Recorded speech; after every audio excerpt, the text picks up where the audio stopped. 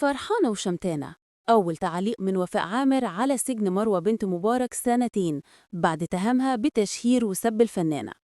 المحكمة الاقتصادية في اسكندرية قررت حبس مروة يسري الشهيرة ببنت مبارك 2 سنين وتغريمها 100,000 جنيه بعد ما نشرت فيديوهات على تيك توك هاجمت فيها وفاء عامر، وقالت عنها إنها بتتاجر في الأعضاء البشرية وإنها السبب في وفاة اللاعب إبراهيم شيكا.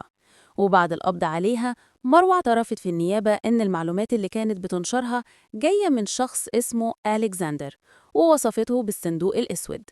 وفاء عامر من ناحيتها ما ضيعتش وقت ونزلت على انستجرام رسالة شكر لوزارة الداخلية والقضاء المصري، واللي كتبت فيها: شكرا وزارة الداخلية المصرية، القضاء المصري المحترم، شكرا شكرا شكرا. واللي ناس كتير اعتبروها رسالة شامتة بتعلن فيها انتصارها بعد معركة قضائية طويلة. وفاء كمان ظهرت في مداخلة تليفونية مع برنامج الشفرة على قناة الشمس، ونفت تماما أي علاقة ليها بوفاة شيكا، وقالت إنها تقدمت بعدة بلاغات ضد مروة يسري بسبب الاتهامات دي.